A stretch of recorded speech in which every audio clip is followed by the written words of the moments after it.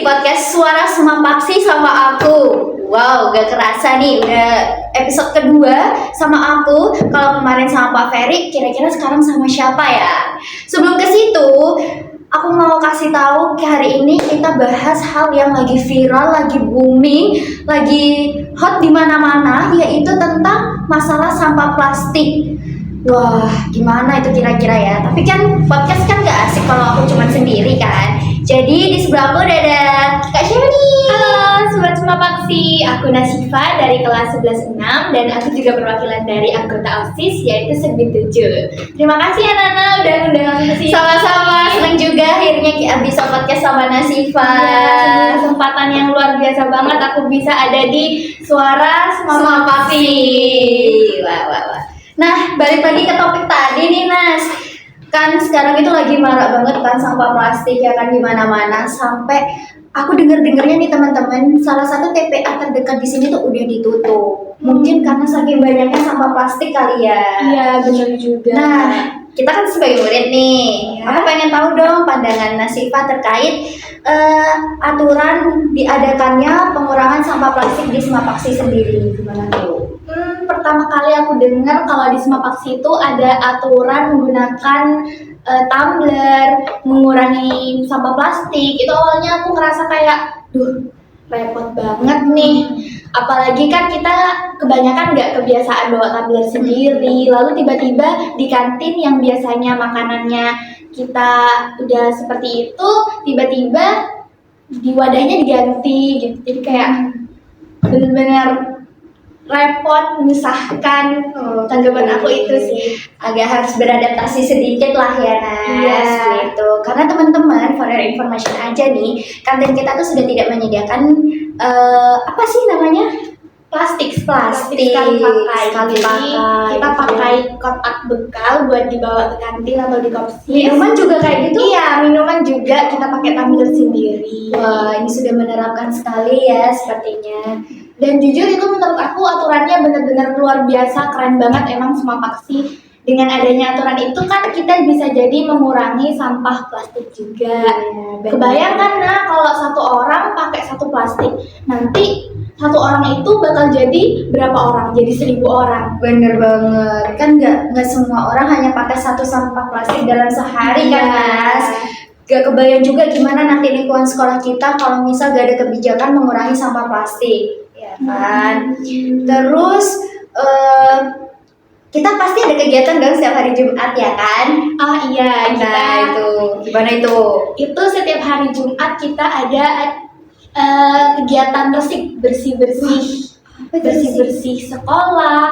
Kayak minggu kemarin itu kita ada agenda buat bersih-bersih selokan, buat bersih-bersih kita punya kebun sendiri waktu kegiatan sikap. Nana pasti tahu kan apa kegiatan sikap? Sikap itu Sekolah Inovasi Ketahanan Pangan. Bener banget. Setiap hari Jumat kita juga ada perawatan tanaman sikap itu. Wah, berarti kita masih punya lahan untuk direboisasi ya bahasanya ya. Untuk ketahanan pangan Semapaksi.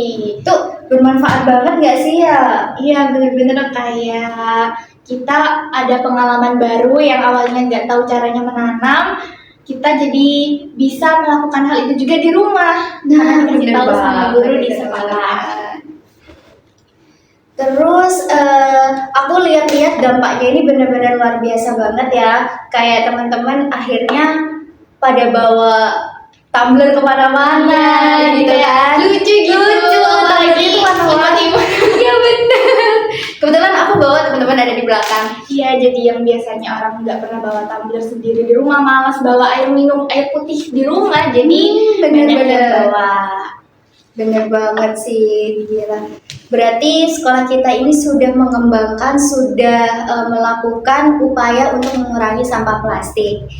Terus gimana sih dampaknya? Kalau Nasifa pribadi ngelihatnya teman-teman udah pada sadar kalau sampah plastik itu adalah sampah yang nggak bisa terurai dan butuh waktu lama untuk terurai?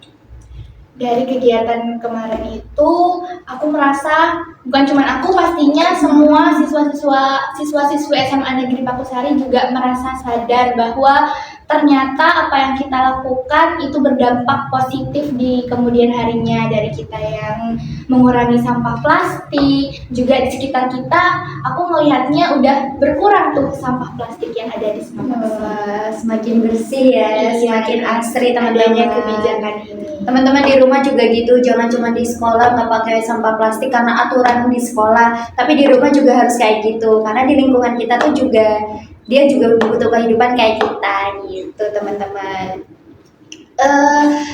Terus keinginan Nasyifa atau ada nggak sih di pikiran Nasyifa satu program kerja yang pengen diterapin untuk mengurangi sampah plastik?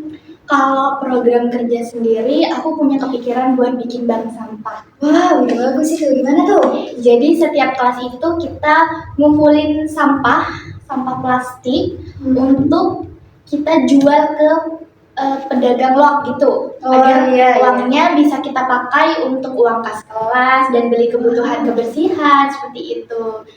Semoga OSIS kita bisa melakukan hal yang seperti itu, menjadi menjadi orang yang memberikan inspirasi atau ide agar siswa-siswi SMA Pakusari ini bergerak gitu.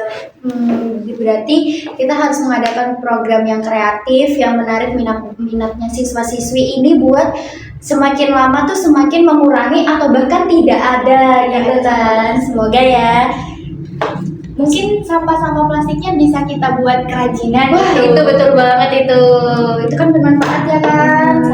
Bagus juga melatih kreativitas SMA Pakusari banget. agar lebih bersih. Apalagi SMA Pakusari ini merupakan sekolah adiwiyata. Gitu. Kalau boleh tahu Nasyifa dari ekstrakurikuler apa nih? Aduh, aku kalau ekstrakurikuler itu di pramuka sama jurnalistik. Wah, sama kayak aku dong jurnalistik. Kalau di jurnalistik mungkin kita sudah tahu ya, tapi kalau di pramuka aku masih kurang tahu kebijakan apa yang dikembangkan untuk mengurangi sampah plastik ini. Nah, untuk di pramuka sendiri itu kita ada Gerapaksi Bersikap. Gerapaksi sendiri merupakan nama gerakan pramuka SMA Negeri Pakusari yang